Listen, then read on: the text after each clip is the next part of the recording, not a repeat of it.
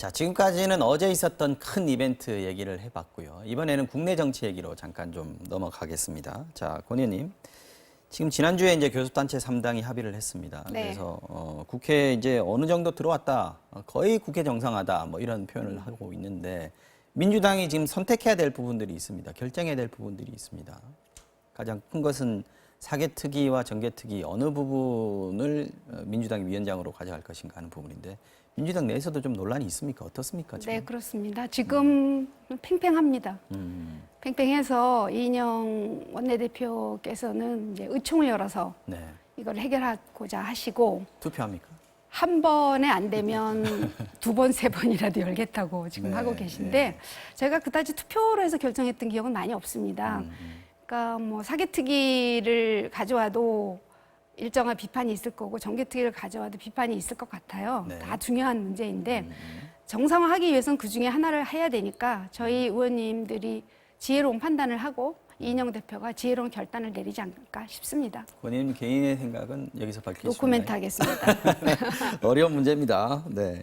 자, 일각에서는 이런 얘기를 합니다. 민주당이 사개특위가 아무래도 공수처 설치라든지 뭐 수사 조정권이라든지 이런 부분들이 문 대통령이 상당히 관심을 가지고 있어서 사개특위를 민주당이 가져가지 않겠느냐 하는 얘기가 있고요. 또 정의당에서 가져오는 거기 때문에 그걸 또 한국당에다가 낼름 주면 그것도 모양새가 좋지 않다. 그래서 정개특위를 가져올 것이라는 얘기도 있습니다. 바른미래당에서는 어떤 선택을 민주당이 할 걸로 보시는지 또 어떻게 해야 된다고 보시는지.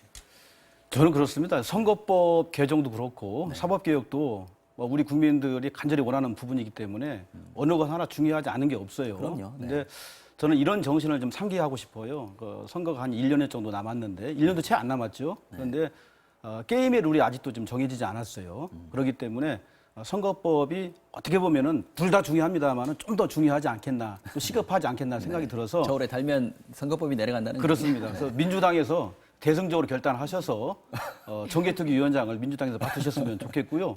그것이 지난번에 참 많은 아픔과 격돌 속에서도 국민들의 뜻을 담아내서 사당이 공조해서 통과시키지 않았습니까? 네. 그런 정신을 발휘해낸다면 민주당이 당연히 정개특위 위원장을 맡으셔가지고 선거법 개혁을 완성했으면 하는 마음 간절합니다. 예. 사실은 민주당이 정개특위 위원장을 가져가든 아니면 사개특위 위원장을 가져가든 간에 심상정 의원으로서 또 정의당으로서는 상당히 불만이 클 수밖에 없습니다. 이래서 혹시는 어떤 분들은 이 그전에 굳건했던 민주당과 정의당의 공조가 깨지는 거 아니냐 이런 걱정도 하시는데 어떻습니까?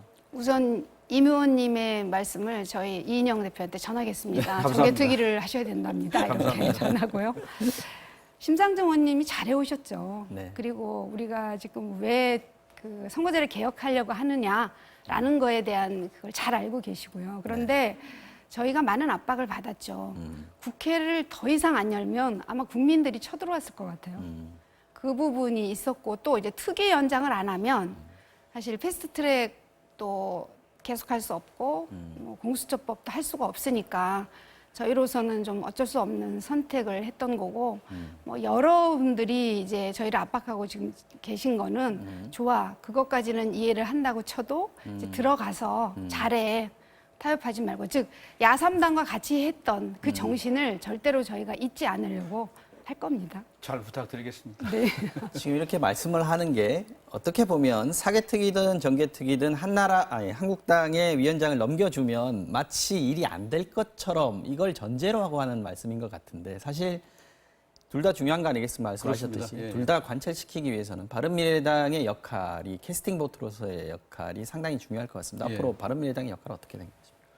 저희들은 이제 국민만 바라보겠습니다. 국민들이 진정으로 원하시고 바라시는 것이 무엇인지 저희들이 철저하게 진단하고 검토해서 또 분석해서 국민들의 뜻이 적확하고 정확하게 국회 현장에 반영이 되도록 노력을 할 것이고요. 국민의 뜻이라는 게 근데 정치적 상황에 따라서 계속 왔다 갔다 하는 것이 국회 상황 아니겠습니까? 그런데 현 단계에서는 네.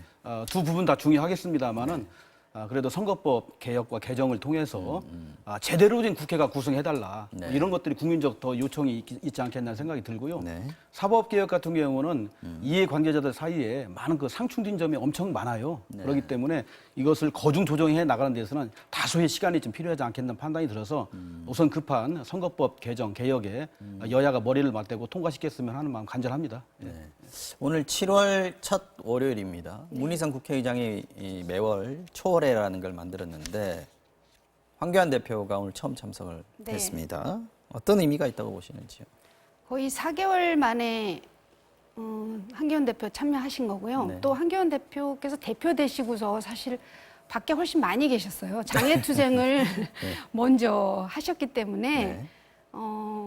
약간 국회가 그동안 그 민생을 돌보고 또 법안을 처리해야 되는데 그 부분 못한 부분에 대한 고충을 한기원 대표께서 조금 더 이해를 더 많이 해주셨으면 좋겠다는 간절한 바람이 있습니다. 그런데 이제 말씀하시기는 뭐 이제 패스트트랙을 계속 우리 그 여당이 고집을 한다거나 내지는 또 추경도 좀 분리해서 하시겠다라는 입장을 그대로 고수하고 계신 것 같아서 약간 좀 우려스럽기는 합니다.